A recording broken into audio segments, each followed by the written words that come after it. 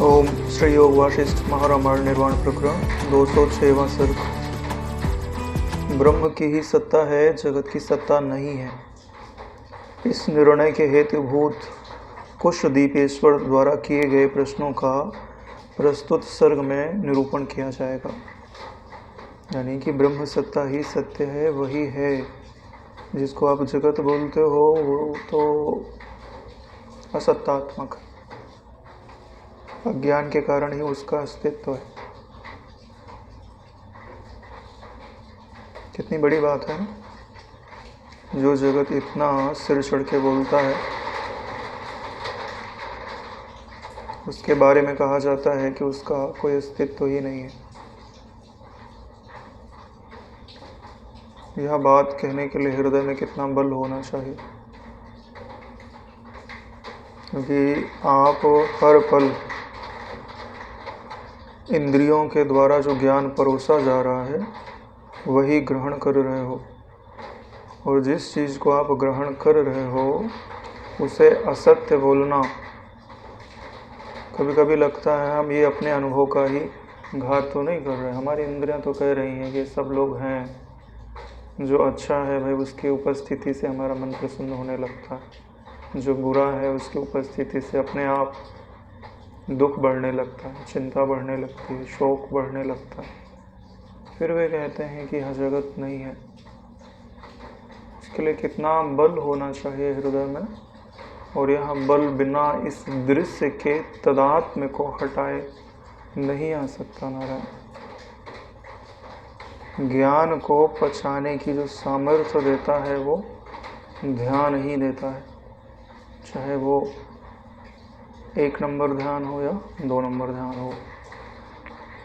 जब आंखें खुली होती हैं तब हम 2 नंबर ध्यान कर सकते हैं, जिसमें थोड़ा विक्षेप हो तो सकता है, लेकिन जो स्थिर तत्व है हम उस पर दृष्टि तो रख ही सकते हैं, भले वृत्तियाँ थोड़ी बहुत विचलित होती रहे, क्योंकि बिना वृत्तियों में विक्षेप के व्यवहार का होना संभव नहीं है। हम कुछ बोलेंगे तो वृत्तियों में विक्षोभ होगा, तभी तो बोला जाएगा। और जब 1 नंबर सत्य में ध्यानस्थ होने की बात आती है तब तो आप पूर्ण स्वतंत्र हो, शांत समाहित हो सकते हो, मन को शांत कर सकते हो। मन को शांत करने के लिए जो आपकी चिदाकाशमयी दृष्टि है, आप उसी का अवलंबन ले सकते हो। चाहे वो आँख खुला हो तो भी ले सकते हो, और आँख बंद है तो भी लिया जा सकता है। वशिष्ठ जी ने कहा, हे अनग श्री राम जी, अकारण भाषित होने पर भी यह जगत कुछ भी नहीं है। अकारण भाषित हो रहा है यह जगत, अकारण भाषित होने के कारण ही यह कुछ नहीं है। जैसे किसी के पास 1000 रुपये नहीं है तो भाई 10 रुपये है, 10 रुपये नहीं तो भाई 2 रुपये है, 1 रुपये है, चलो 2-3 पैसे हो। इसको बोलते हैं कि भाई बहुत सारा नहीं है तो किंचित सा तो हो गए। लेकिन जगत के बारे में यह बात भी नहीं है कि वह थोड़ा सा रत्ती मात्र भी हो गए, ऐसा संभव नहीं है। किंतु जगत रूप से परमार्थ परब्रह्म ही स्थित है। यानी जिसे आप अभी जगत कहते हो उसके रूप से परमार्थ ही स्थित है। यानी आप जिसे देखते हो, जिसे सुनते हो, जिसे चखते हो, जिसे छूते हो, जिसे सूंघते हो, उसके रूप में आप परमात्मा को ही ग्रहण करते हो। लेकिन आप यह बात जानते नहीं हो। उसके कारण क्या होता है कि यह ना जानने के कारण जो कुछ उससे सुखानुभूति प्राप्त होती है, हम उसे नाम और रूप से आता हुआ देखने लग जाते हैं। सम्यक ज्ञान की पुष्टता हेतु इस विषय में किसी के द्वारा मुझसे पूछे गए प्रश्न का आप श्रवण करिए। सुरोदक एवं घृतोतक से युक्त महासागरों के मध्य त्रिभुवन में प्रख्यात कुश द्वीप संज्ञक द्वीप पृथ्वी पर स्थित है। यानी कि सुरोधक और घृतोतक सागरों के बीच में एक कुशद्वीप नामक द्वीप स्थित है। वहाँ पूर्व एवं उत्तर दिशा के बीच इलावती नाम की एक सुवर्णमय नगरी है। उस नगरी में पूर्व काल में प्रज्ञप्ति नामक प्रजा के प्रेम पात्र द्वितीय इंद्र के तुल्य राजा हुए, यानी प्रज्ञप्ति नाम के राजा हुए जिन्हें उनकी वहाँ की प्रजा बहुत प्रेम करती थी। वह किसी समय में किसी प्रयोजन से मैं उस राजा के सन्निकट पहुँचा, यानी उनके पास गया।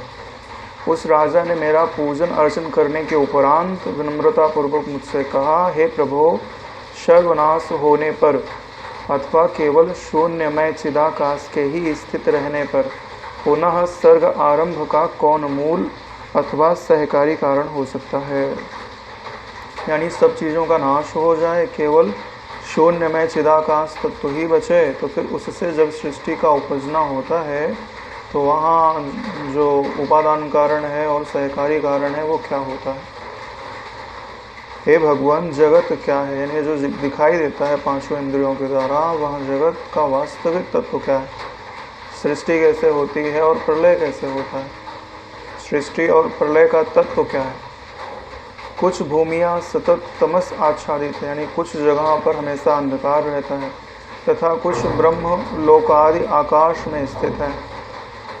जो ब्रह्मलोक हैं वो आकाश में स्थित है। वैसे तो आकाश में सभी लोग स्थित हैं, लेकिन हम पृथ्वी पे रहते हैं तो हमको लगता है कि वो लोग ऊपर आकाश में कहीं स्थित हैं। कुछ नरक आदि भूमियाँ कृमि कीटकों से संव्याप्त हैं, और जहाँ नरक आदि है वहाँ कीड़े मकोड़ों से व्याप्त जगह है। इस संपूर्ण विचित्रता का क्या कारण है। यह जो विचित्रता दिखाई देती है उसका कारण क्या है। पृथ्वी आदि पंचभूत और उसमें रहने वाले चतुर्विध जीव समुदाय तत्वतः क्या है, यानी जो 4 प्रकार के जीव रहते हैं और ये जो 5 भूत हैं, इनका वास्तविक तत्व क्या है। जब पूछा जाता है कि तत्व क्या है, इसका मतलब क्या होता है पता है। किस चीज़ से मिलकर बना है। तत्व का मतलब यही होता है कि आप किस चीज़ से मिलकर बने हो, आपका मूलभूत मटेरियल क्या है। जैसे कोई मूर्ति मिट्टी की बनती है, कांच की बनती है, स्फटिक की बनती है, लोहे की बनती है, तो उनका तत्व होता है। ऐसे ही ये जो सृष्टि बनाई गई है ये कौन से मटेरियल से बनाई गई, उस मटेरियल का क्या नाम है, उसी को तत्व कहा जाता है। यानी मुख्यतः जो उपादान कारण है उसी के बारे में प्रश्न किया जाता है कि जितना भी जगत बना है उसका उपादान कारण क्या है। जो उपादान कारण मिले तो हम पूछें कि भैया बनाया किसने।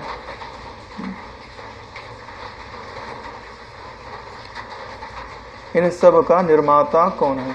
पूछ ही लिया इन्होंने आगे आके कि इन सबको किसने बनाया है।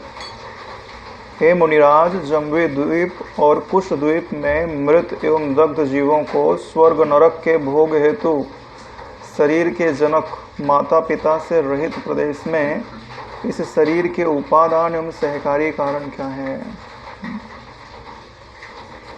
यानी जो जम्बी द्वीप है, जो कुश द्वीप है, क्योंकि उनको उन्हीं का परिचय वहीं रहता है, तो वहाँ जो लोग मर जाते हैं वो तो फिर कोई स्वर्ग जाएगा और कोई नरक जाएगा। तो जो स्वर्ग और नरक में उनका शरीर जा रहा है तो उस शरीर के माता पिता कौन है। क्योंकि उनके माता पिता तो इधर ही छूट गए, जिन्होंने जन्म दिया वो माता इधर ही छूट गए, जो हमारे पिता थे वो भी इधर ही छूट गए। तो जो शरीर जा रहा है वो तो माता पिता से रहित हुआ ना नारायण। और जो माता पिता से रहित होता है क्या वह उत्पन्न होता है। वो पहले से ही होगा। अगर उत्पन्न होता है ना कोई उसको बनाने वाला तो होगा ही होगा नारायण। मनुष्यों की तरह जन्मेगा तो माता पिता होगा, ठीक है। हाँ, मशीन की तरह बनाया गया तो कोई ना कोई आविष्कार करने वाला तो होगा। कोई ज़रूरी नहीं है कि मनुष्य जो है माँ के पेट से ही जन्मे है। ब्रह्मा जी के मन से भी तो जन्म सकता है। इन सब का निर्माता कौन है। हे मुनिराज, यह जो शरीर है इसका उपादान और सहकारी कारण क्या है, यानी किस मिट्टी से बनाया गया है और इसको बनाया किसने है। क्योंकि धर्म एवं अधर्म अमूर्त होने से देह के हेतु तो हो ही नहीं सकते। जिसको आप धर्म कहते हो या जिसको आप अधर्म कहते हो, वो कोई साकार वस्तु तो है नहीं। जो आप पुण्य कहते हो, कितना भार होता है उसका? जब पाप का कुछ भार होता होगा। इन चीज़ों का कोई भार नहीं होता। यानी ये वस्तुएं कल्पना में अस्तित्व रखती हैं, वृत्तियों में अस्तित्व रखती हैं, मूर्तिमान नहीं है। जब ये मूर्तिमान नहीं है तो ये दूसरे को मूर्तिमान कैसे कर सकती हैं? फिर भी बोला जाता है कि ये जो स्वर्ग के देवता हैं, इनको जो शरीर प्राप्त होता है वो पुण्यों के कारण प्राप्त होता है, और जो जीव को नरक में शरीर प्राप्त होता है उसके पापों के कारण प्राप्त होता है। बोले फिर वो शरीर कहाँ से आए? पाप और पुण्य ने तो बनाया ना उनको। इसका क्या उत्तर होता है? यहाँ पे कह रहे हैं धर्म और अधर्म अमूर्त होने के कारण देह के हेतु तो हो नहीं सकते। बात सही है। निराकार से साकार की कभी उत्पत्ति नहीं होती। अगर निराकार से साकार की उत्पत्ति हो रही है तो इसका मतलब है साकार सिर्फ दिख रहा है नहीं।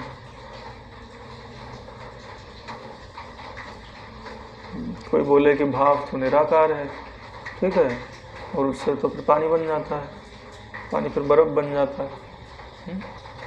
विज्ञान ठीक से पढ़ना चाहिए। भाव कभी निराकार नहीं होता, निरवयव नहीं होता, सावयव होता है।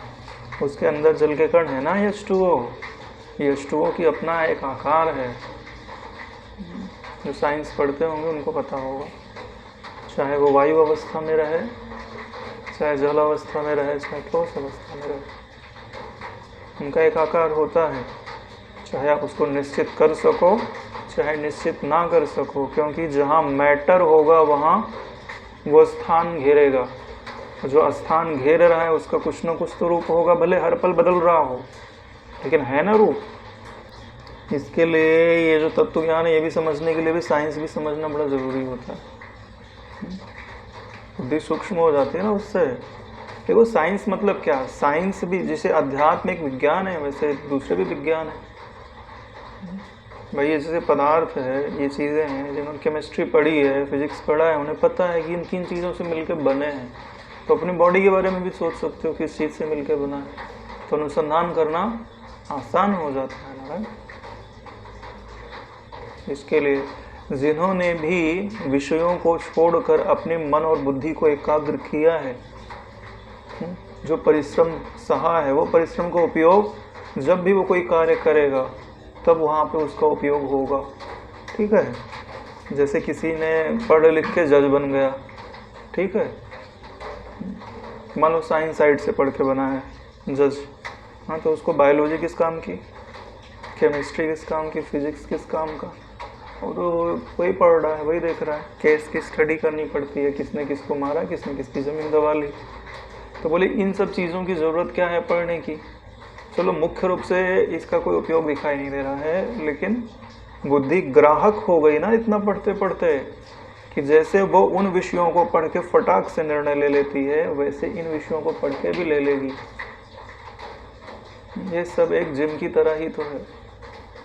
ये जो आप इतना शास्त्र हम लोग पढ़ते हैं, उनका अर्थ अपने बुद्धि में रखने का प्रयास करते हैं, वो क्या? जिम। बाकी तो एक महावाक्य का अर्थ है पूरे का पूरा। इतना सब कुछ पढ़ने समझने की ज़रूरत क्या? ज़रूरत है। क्यों? क्योंकि बुद्धि ऐसे ही सूक्ष्म और बलवान बनती है। यही तो है। क्या खंडानंद जी लगे थे, बोले हमने तो सब बता दिया इसको, कब से हम ब्रह्म बना रहे, हाँ, बन नहीं रहा है। 2 घंटे में इसको तो स्वीकार कर लेना चाहिए था कि मैं वही ब्रह्म हूँ। नहीं हो रहा। क्यों होगा? मसल्स वही हैं, लेकिन जिम नहीं गया बच्चा, खा उतने प्रोटीन रहा है, शरीर में लग नहीं रहा। अब जिम जाएगा, शरीर मांगेगा, फिर मिलेगा, फिर मांगेगा, फिर मिलेगा, तो मसल्स बन जाती है, उठाने के लायक हो जाता है। अभी देखो अपने से 50 किलो नहीं उठता है, 50 किलो उठाने के लिए बोल रहे नाक में दम आ जाए। अभी ओलंपिक में चले जाओ, लोग 250-250 किलो उठाते हैं। अभ्यास।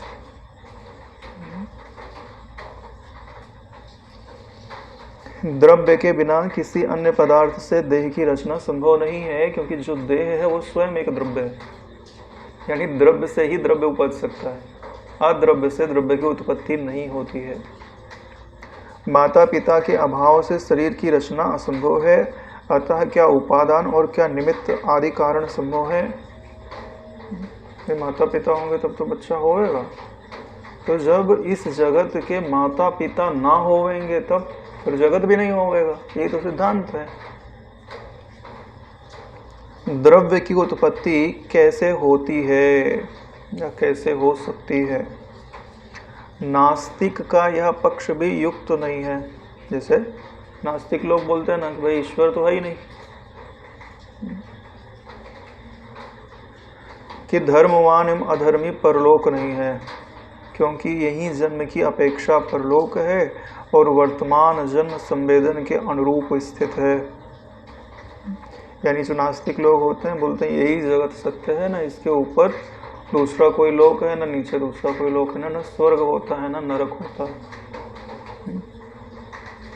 अगर आपसे कोई पूछ ले कि स्वर्ग और नरक के बारे में आपके पास क्या प्रमाण है, क्या प्रमाण होना चाहिए? देखो, कोई प्रत्यक्ष प्रमाण तो है नहीं अपने पास। प्रत्यक्ष प्रमाण किसको बोलते हैं? कि आँख से देखा हो, वहाँ जाके कुछ सुना हो, चखा हो। पांचों इंद्रियों से तो प्रमाण नहीं मिलता। उनके बारे में प्रमाण क्या मिलता है? शास्त्र प्रमाण है, गुरु के मुख से, या जिनको पास योग सिद्धियां हैं हम उन पर श्रद्धा कर लें तो वो लोग बताते हैं तो उनकी बात मान लें। यानी आप्त वचन प्रमाण माने जाते हैं। महापुरुषों के जो वचन है प्रमाण माने जाते हैं। अगर हम अपनी थोड़ी बुद्धि लगाएं तो थोड़ा बहुत प्रमाण अपन जुटा सकते हैं। कैसे? हम आसपास रहते हैं तो किसी न किसी को प्रेत तो पकड़ते ही पकड़ता है। हाँ, अरे वशिष्ठ जी ने इसका उपयोग किया है समझाने के लिए। पिशाचों का उपयोग किया है, पढ़े थे ना अपन ने सर में। बोले जब ये नास्तिक लोग कहते हैं कि भाई मृत्यु के बाद तो जीवन खत्म हो जाता है, फिर भी ऐसे लोग पिशाचों से इनका पाला कभी न कभी पड़ ही जाता है। और फिर बोलेंगे मानसिक रोग है। हाँ? लेकिन मानसिक रोग में होने पर आदमी 50 किलो उठाने की क्षमता नहीं होती है, लेकिन 10 लोगों को झटक के गिरा देता है। ताकत कहाँ से आती है? मानसिक रोग वाले में ताकत आएगी? नहीं आएगी ना, जंजीरों से बांध के रखना पड़ता है। ऐसे ऐसे प्रेत होते हैं। तो प्रेत यह बताते हैं कि भाई मरने के बाद उनका अस्तित्व तो समाप्त नहीं हुआ है, यानी मृत्यु के बाद जीवन है। अगर जीवन होगा तो यह भी होगा कि वो कहीं ना कहीं जाते होंगे। तो आपको यहाँ मानना तो पड़ेगा कि उनके कर्म अगर अच्छे होंगे तो अच्छी जगह जाते होंगे, और कर्म अगर उल्टे होंगे तो उल्टी जगह जाते होंगे। तो इससे स्वर्ग और नरक के बारे में कुछ ना कुछ ख्याल डेवलप किया जा सकता है, लेकिन ये तत्व ज्ञान की बात नहीं है, दैविक जगत की बात है। लेकिन जिसे दैविक जगत पे ही विश्वास ना हो उसे पारमार्थिक जगत पे कभी विश्वास नहीं हो सकता। क्यों? जाना क्यों चाहेगा? भाई मृत्यु के बाद जीवन होगा तभी तो भाई हमको दुख मिलेगा इसलिए ज्ञान पालें, नहीं तो यहाँ चोरी करके डाका डाल के लूट के दूसरे को यहीं सुखी रहने का प्रयास करेगा।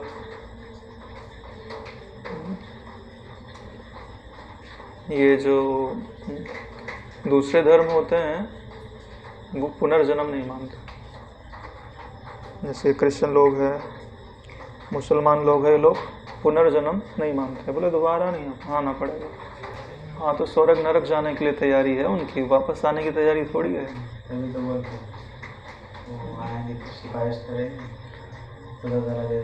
फिर जन्नत मिल सकता है या दोजख भी मिल सकता है, दोनों ऑप्शन है उनके पास। लेकिन वो लोग यह नहीं मानते कि हमें वापस आना पड़ता है।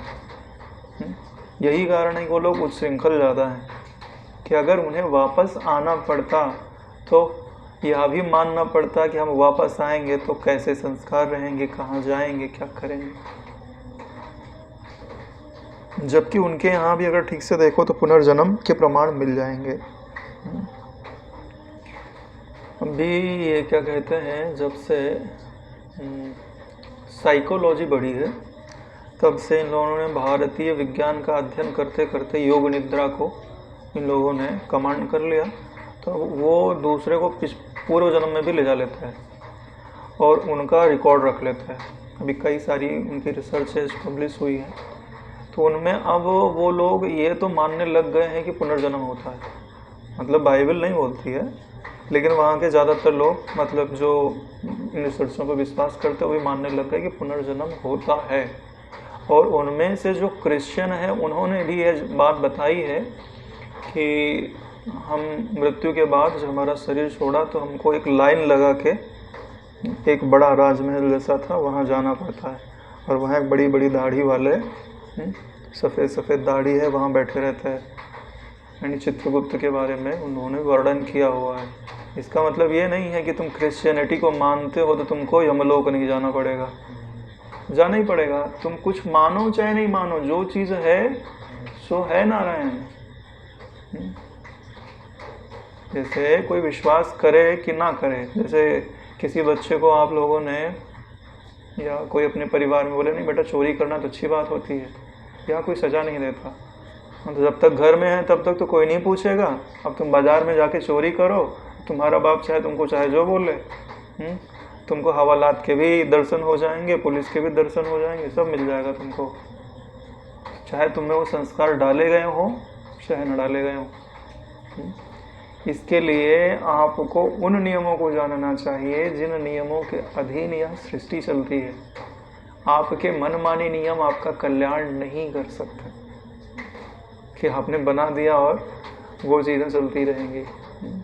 हम लोग इतिहास पढ़ते थे तो उसमें जब क्रांतियाँ पढ़ाई जाती हैं पश्चिमी देशों की, उस समय में एक समय ऐसा आया था कि पादरियों का प्रभाव इतना ज़्यादा बढ़ गया था ना कि वो राजाओं को भी हुक्म दिया करते थे। तो उस समय क्या होता था, वो क्षमा पत्र बेचे जाते थे। तुमने खूब गुनाह कर लिया ना, तो ये जो पादरी लोग होते थे क्या करते थे, बोले ठीक है आप इतना धन दो, चर्च में दान करो, और हम क्षमा पत्र लिख के दे देते हैं कि आपके सारे गुनाह माफ़ हो गए। सोचने की बात है, वो पादरी जब तक पादरी नहीं बना तब तक आम इंसान है, पादरी बनते ही वो ईश्वर से बड़ा, ईश्वर ने माफ़ किया चाहे नहीं किया ना, वो लोग माफ़ी पत्र देने लगे। इसे खूब चला।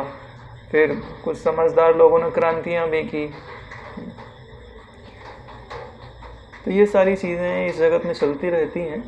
तो हम लोगों को अपना सौभाग्य समझना चाहिए कि सनातन धर्म में जगह मिली, और फिर वहाँ से भटकते भटकते ब्रह्मज्ञानी गुरु मिले। ब्रह्मज्ञानी गुरु मिलने के बाद भी ब्रह्मज्ञानी गुरु के आश्रम में रहने को मिला।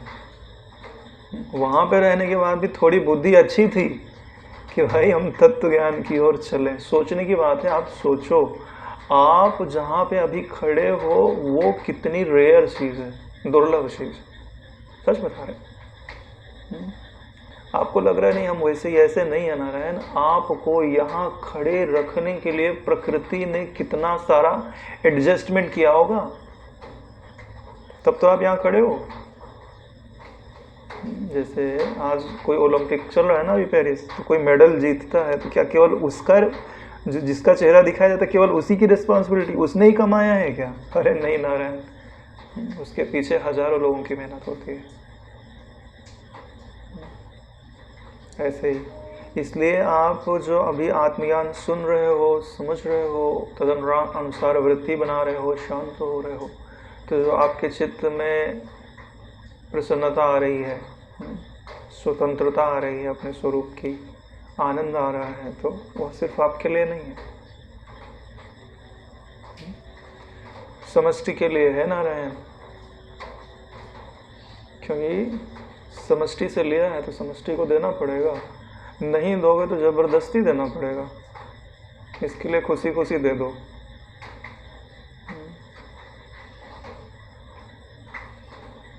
इसके लिए आप आत्मज्ञान बोलना सीख लो, कंजूस नहीं होना चाहिए। अरे बोले हमको कोई सुनता नहीं, हम किसको सुनाएं? ठीक है, कोई पौधा मिल जाओ, पौधे को ही सुनाओ कम से कम। अरे भाई सुन, ठीक है, ये जो तेरी जड़ें हैं, तेरी टहनियाँ हैं, पत्ते हैं, तू नहीं है, समझ, ये दृश्य है, तू दृष्टा है, साक्षी है, चैतन्य जान अपने को। कब तक पानी मिले और बढ़ूं ऐसी इच्छा क्यों करता है? छोड़ झंझट, भगवान की बात मान। ऐसी दृष्टि का विकास कर। अब उस पर फर्क पड़े ना पड़े, तुम्हारा ज्ञान तो दूर आया जा रहा है।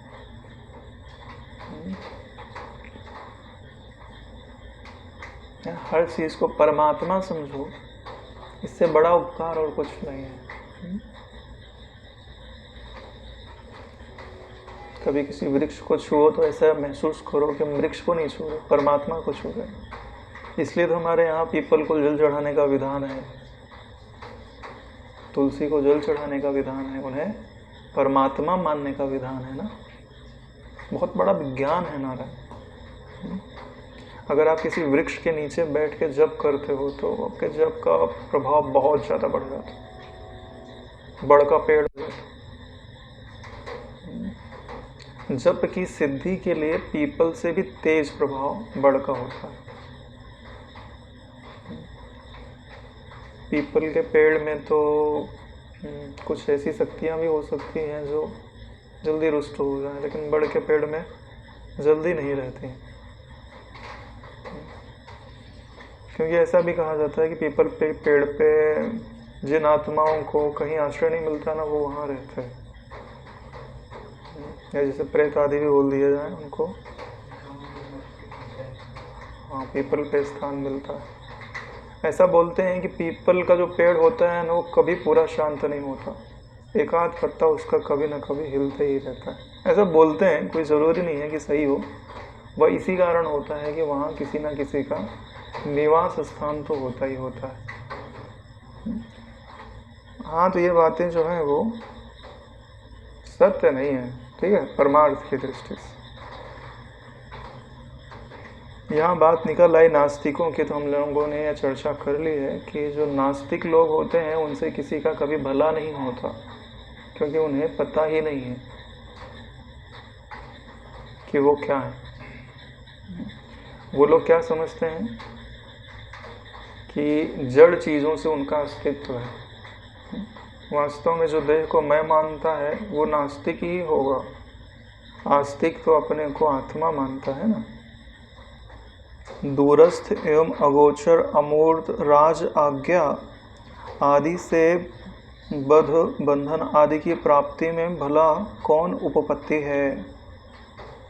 जैसे किसी को अगर नरक दे दिया गया तो इसका मतलब है कि जैसे यहाँ कोई चोरी आदि करे तो राजा उसको दंड देता है, तो वैसे ही तो यह पूरी सृष्टि का भी कोई राजा होगा तभी तो उसको नरक भेजेगा। इसलिए कह रहे हैं कि जब राजा अमूर्त है, अगोचर है, दूर कहीं बैठा है, तो वह कर्मों को देखता कैसे है और दंड कैसे देता है। यानी कि ये जो बध है, बंधन आदि की प्राप्ति में उपपत्ति कौन है। और इसका दूसरा समझ लो, देवादि के वर से बिना सुवर्ण के ही क्षण में सुवर्ण स्तंभ गृहादि बन जाते हैं, इसका क्या कारण है। जब जो पापी है उनको दंड दे रहा है, तो जो पुण्यात्मा है उनको पुरस्कार भी दे रहा है। अरे भाई, अभी तो सिद्धियां नहीं दिखाई देती, नहीं तो पहले तो जैसे श्यामंतक मणि थी, इतना सारा सोना लाके देती थी, तो कहाँ से लाके दे रही है बताओ। कोई फैक्ट्री थोड़ी लगी है, आता कहाँ से है। वही चीज़ यहाँ पे बोल रहे हैं कि देवादि के वर से, देवता आदि जो वरदान देते हैं, बिना सुवर्ण के ही, यानी बिन सोना है ही नहीं, और क्षण भर में क्या हो जाता है, सुवर्ण का स्तंभ और सुवर्ण का घर बन जाता है। तो कैसे होता है ये, क्योंकि पदार्थ से ही पदार्थ उपजते हैं, ये तो सिद्धांत रहा। तो ये बातें कैसे हो रही हैं। सृष्टि के पूर्व सब कुछ असत ही था, यानी उपलब्ध नहीं था। उससे उत्पन्न हुए जब सब कुछ सौम्य सदरूप ही था एवं असुत कुछ भी नहीं था, केवल एक अद्वितीय ब्रह्म ही था, इत्यादि परस्पर विरोधी अर्थयुक्त श्रुतियों की संगति कैसे संभव है। यानी जो प्रज्ञप्ति हैं उनको बड़ा भारी संशय हो रहा है। ये तो कहते हैं कि सृष्टि के पहले कुछ नहीं था, इसका मतलब असत था। तो असत से फिर जगत की उत्पत्ति हुई, तो फिर जगत को असत होना चाहिए। तो असत अनुभव में नहीं आ रहा है, क्योंकि उन्हें तो सब कुछ अनुभव में आ रहा है। और दूसरे, अगर सृष्टि के पहले ब्रह्म था तो ब्रह्म होता है सत, तो उससे जो उपजा वो सत होना चाहिए। तो बेचारे को ना कुछ सत अनुभव में आ रहा है, ना कोई चीज़ें असत अनुभव में आ रही हैं, और बेचारे को बड़ा कन्फ्यूज़न है कि हो क्या रहा है ये।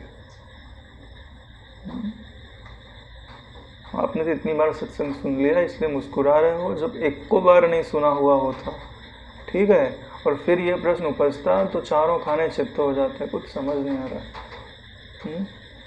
फिर तो कोई कुछ भी पढ़ा दे, आप पढ़ लेते, जैसे आजकल नहीं, कोई कुछ भी पढ़ा देता है, लोग पढ़ लेते, वैसे ही मानने लगते हैं। हाँ,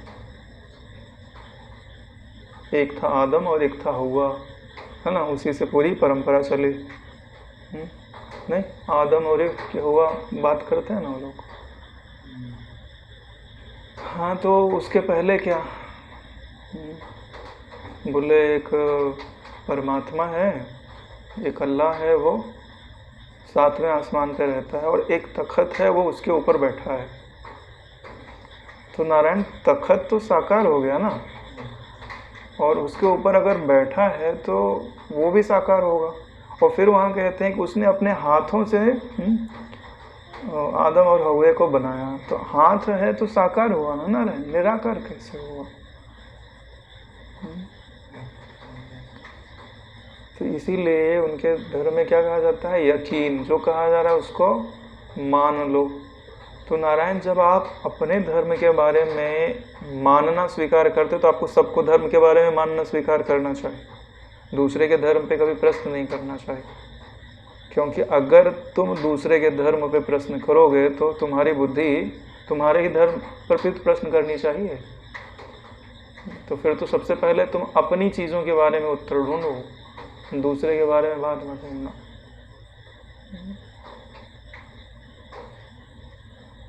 ऐसे ही YouTube पे एक भाई ने कमेंट कर दिया, बोले ये बताओ स्वर्ग मानते हो, नरक मानते हो, कहाँ होते हैं सब? मुसलमान था कोई। मैंने बोला भाई मैं लिख के नहीं बता सकता, मेरा फ़ोन नंबर ले लो, फ़ोन कर लो, नहीं तो अपना नंबर दे दो, हम बात कर लेते हैं, बता देते हैं कहाँ क्या होता है। पता नहीं क्या बोले, हम नंबर नहीं दे सकते। मैंने बोला ठीक है, फिर प्रणाम है, जाओ। भाई इतना समय नहीं है ना, अपन क्या क्या बात बताएं, क्या क्या टाइप करेंगे। जब आपके पास जिज्ञासा है, उत्तर सुनने की अगर इच्छा है, तुम सुना देते हैं, मानो चाहे नहीं मानो तुम्हारी बात है, उसको हमको कोई लेना देना, ठेका थोड़ी लेके रखा है तुमको मनवाने का। ऐसे हम यहाँ भी कहते हैं, आप हमारी बात मानो चाहे मत मानो, हमने कोई ठेका लेके नहीं रखा है, वो तो गुरु जी ने लेके रखा है, सबके उद्धार का ठेका। हमको तो गुरु जी ने कहा हुआ है कि भाई जो मिला है थोड़ा चर्चा कर लिया करो, तो हम कर लेते हैं। मानना नहीं मानना वो आपके ऊपर निर्भर करता है।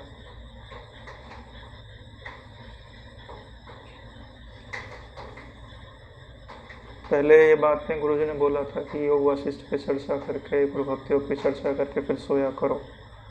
कुछ समय तक हमारे संचालक लोगों ने कराया भी था, 15 मिनट का टाइम देते थे, 10-15 मिनट का।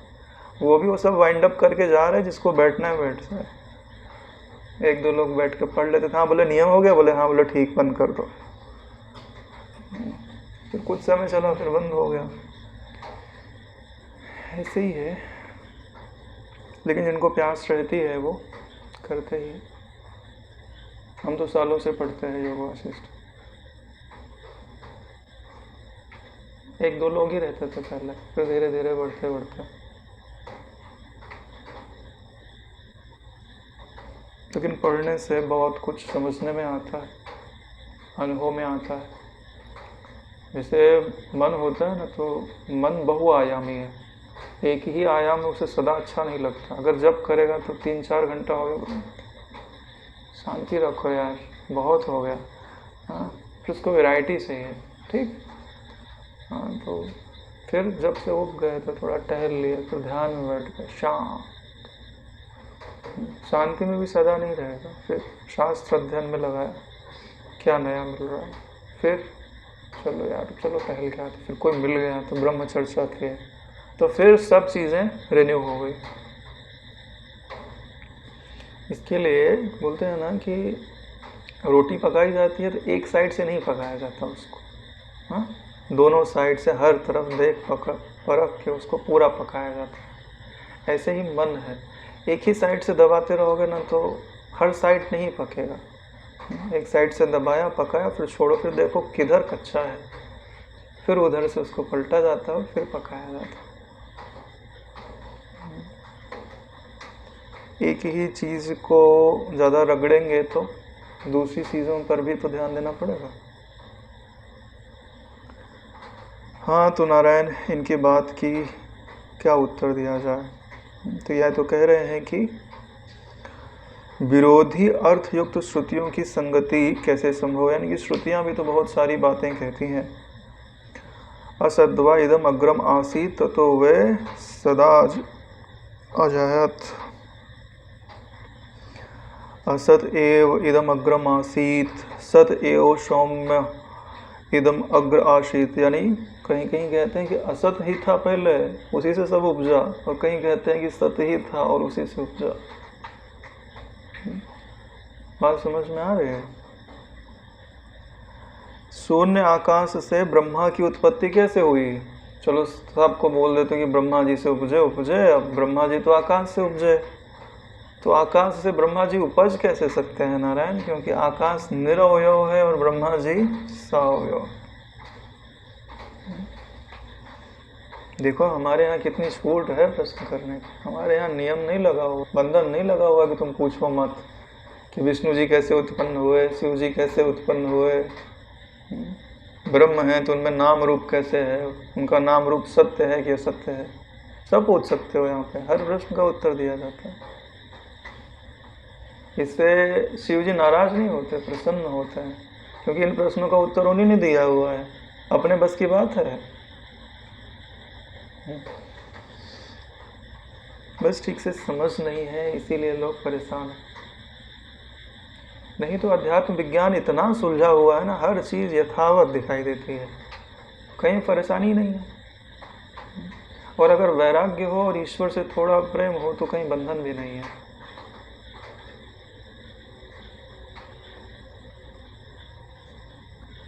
यदि सर्वत्र चिदाकाश ही है तो ब्रह्मा की उत्पत्ति सर्वत्र क्यों नहीं होती?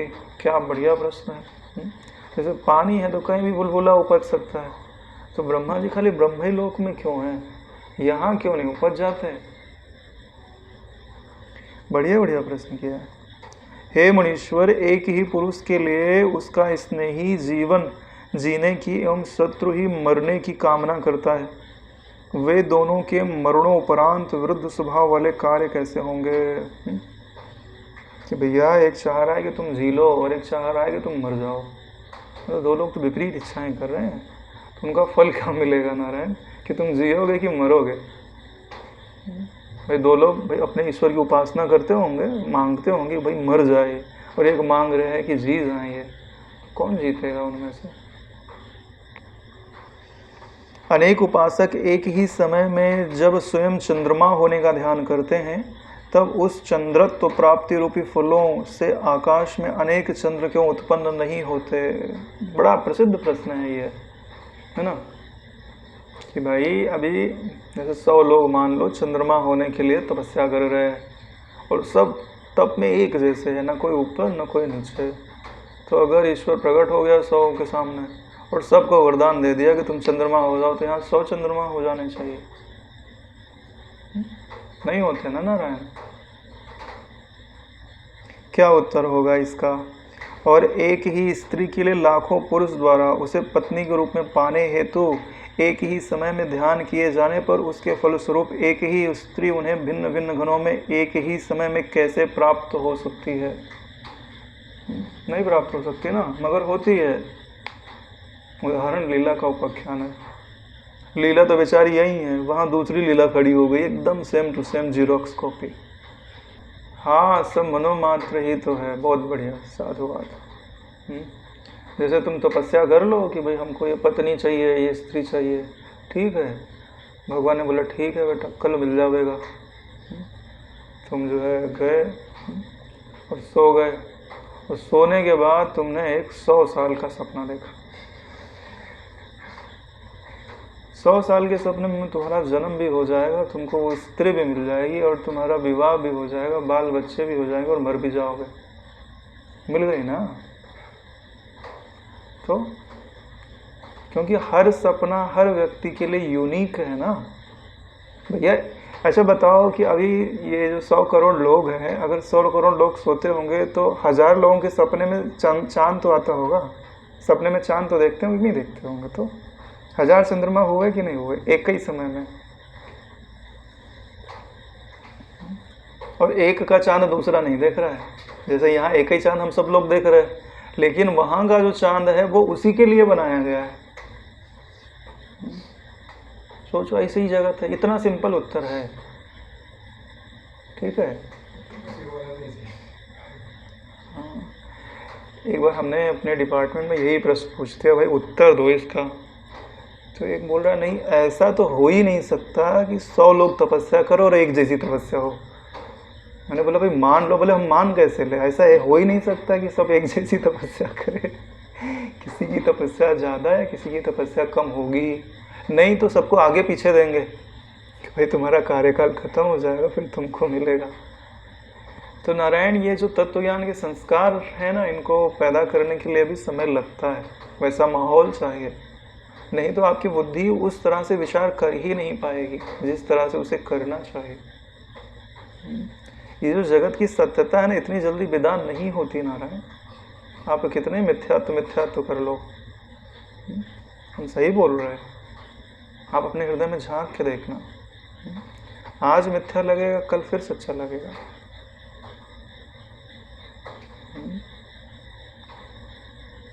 बड़ा परिश्रम लगता है, बड़ी युक्तियां लगती हैं, बड़े दृष्टांत लगते हैं। ऐसे नहीं 4 भाग बन गए योग वासिष्ठ के।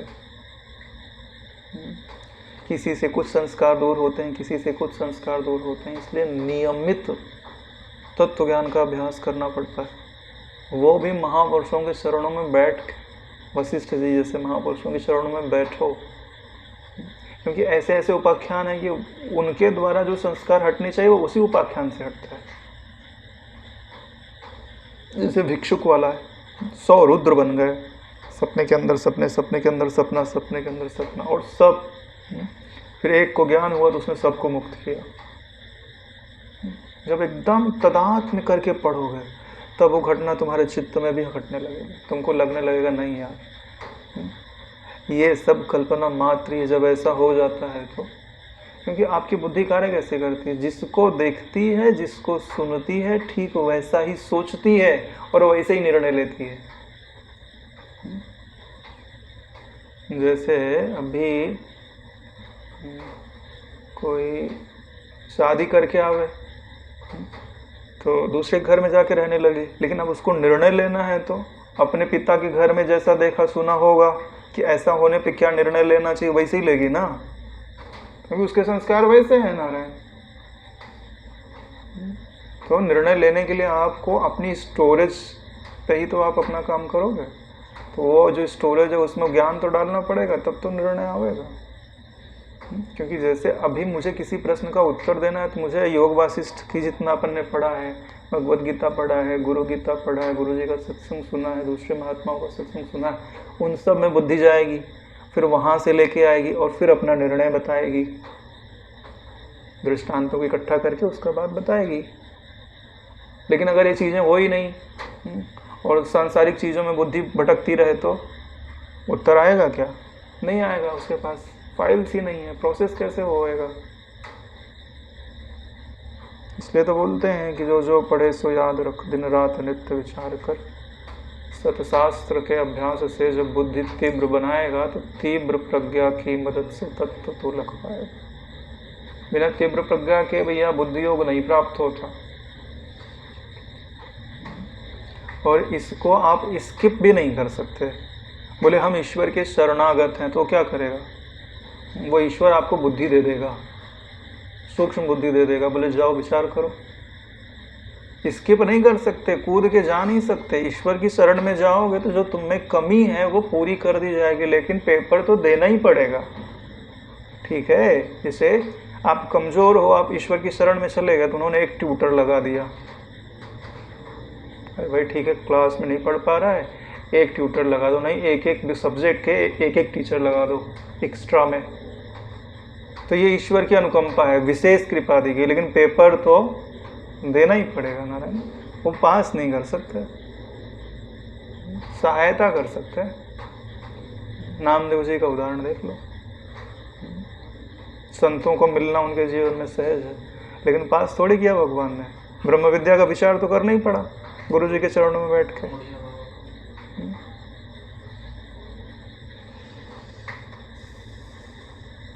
वह स्त्री अपनी तपस्या से तथा उनमें प्रत्येक के घर में रहने से प्रत्येक के प्रति साध्वी और बहुजन भोग्य होने से असाध्वी कैसे हुई? यानी वो तो जो स्त्री है वो तो साध्वी है, वो अगर सबके घर में रहने लग जाए तो असाध्वी हो जाएगी, लेकिन वो तो साध्वी है। ऐसा नहीं है कि एक ही स्त्री सबके घर में जाके पत्नी बन जाए, ऐसा भी संभव नहीं है। यह बतलाने की कृपा कीजिए। हे प्रभु, मैं घर से निकलते हुए भी सप्तद्वीपाधीश्वर हो जाऊं, यह तो सर्वथा विरुद्ध ही है। वर आदि से प्राप्त इस सप्तद्वीप अधीश्वर होने की सिद्धि घर के अंदर कैसे संभव है? यानी कोई घर के अंदर भी रहे और सातों द्वीपों का ईश्वर भी बन जाए, कैसे संभव हो सकता है? नहीं हो सकता ना। तथा यहाँ श्राद्ध आदि दान आदि कर्म के फल भला परलोक में कैसे संभव है? क्योंकि कर्म तो हम यहाँ कर रहे हैं, तो उसका फल परलोक में कैसे प्राप्त होता है? हे भगवान, मेरे समस्त संशयों को आप वैसे ही विनष्ट करें जैसे चंद्रमा सायंकाल के अंधकार को समाप्त कर देता है। हे भगवान, परमात्मा विषयक उपदेश से संपूर्ण संशयों का निवारण करने से विरुद्ध फल भी हितकारक हो जाता है। अतः आप मुझे परम तत्व का बोध कराने की कृपा कीजिए। यानी जो परमात्मा विषयक उपदेश होता है उससे संपूर्ण संशयों का निवारण हो जाता है और विरुद्ध फल भी हितकारक हो जाता है। यानी जो पहले हमें नुकसान पहुंचे वो लाभ देने लगती है नारायण, सही समझ होने पर। जैसे अपमान दुख के लिए होता है, ठीक है, लेकिन कोई ज्ञान का विचार करने वाला है तो उसके लिए ज्ञान के अनुभव की सीढ़ी है अपमान। दुख की सीढ़ी नहीं है, ज्ञान के अनुभव की वृद्धि की सीढ़ी। यानी हर चीज़ें उसको गिराने के लिए आ रही हैं, लेकिन वो उठ रहा है।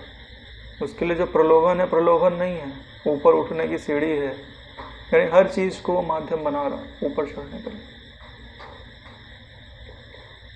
ऐसे लोग ही तो हजारों जन्मों का कार्य एक जन्म में कर पाते हैं, तभी बंधन मुक्त हो पाते हैं। अच्छा ये बताइए, जो ध्यान होता है वह सुसुप्ति है कि जागृति? संसार की दृष्टि से वह सुसुप्त के समान है, लेकिन स्वरूप के दृष्टि से वह जागृत के समान है। इसके लिए जो प्रारंभ में ध्यान करते हैं उन्हें क्या कहा जाता है कि ध्यान सुसुप्ति के समान है। और जो ध्यान में जिनको पारंगत करना होता है उनको क्या कहा जाता है? ध्यान मतलब 100% जगा हुआ आदमी। अभी आप जगे थोड़ी हो, अभी आप तो सोए हुए हो और सपना देख रहे हो। 100% जग गए, वो आत्म ध्यान है।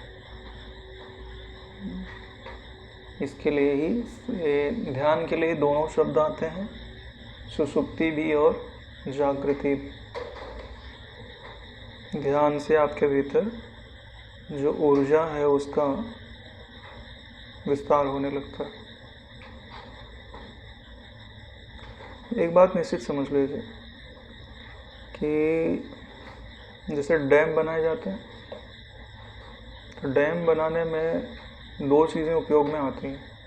एक तो डैम बनाओ बड़ा सा, लेकिन पानी नहीं रहेगा तो डैम कोई काम का नहीं। पानी भी है लेकिन डैम नहीं है तो वो भी कोई काम का नहीं, तबाही करेगा। दोनों चीज़ें होनी चाहिए, डैम भी होना चाहिए और पानी भी होना चाहिए, ठीक है। तो जब आप ध्यान करते हैं तो ध्यान क्या है? डैम। और ऊर्जा क्या है? नदी। समझ में आ रहा? पानी। तो आपके अंदर अगर ऊर्जा ठीक से बन रही है तो ध्यान वर्क करेगा, रिजल्ट जल्दी आएंगे। इसलिए आपके पास दोनों चीज़ें होनी चाहिए, एक तो ऊर्जा भी होनी चाहिए, दूसरा ऊर्जा को रोकने के लिए ध्यान रूपी बांध भी होना चाहिए।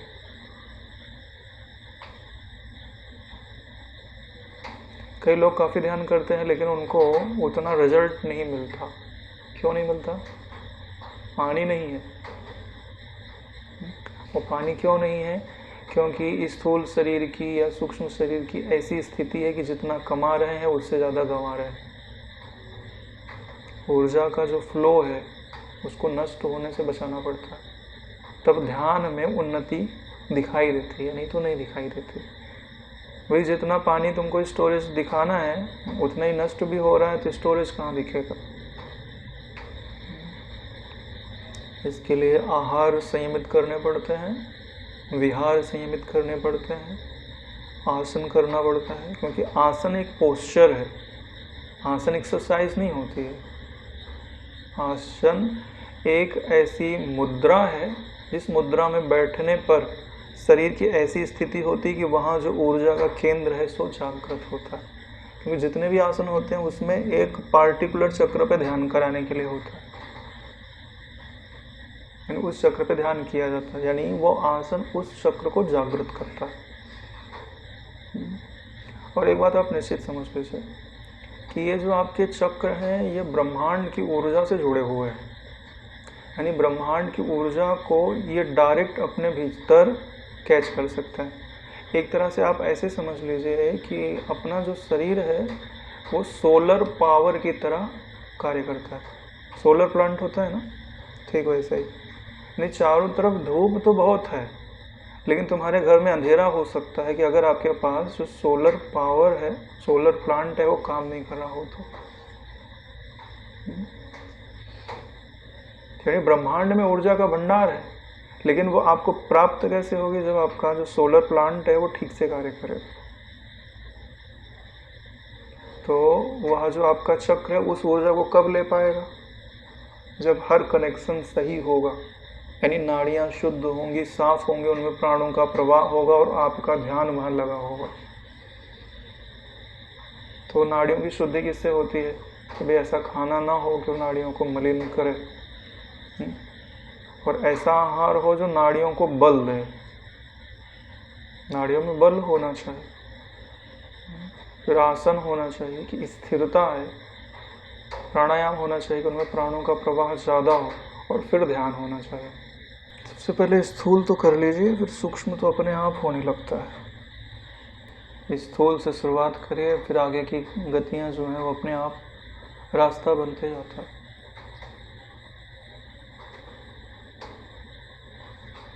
इन सब चीज़ के द्वारा पाना क्या है? स्थिरता।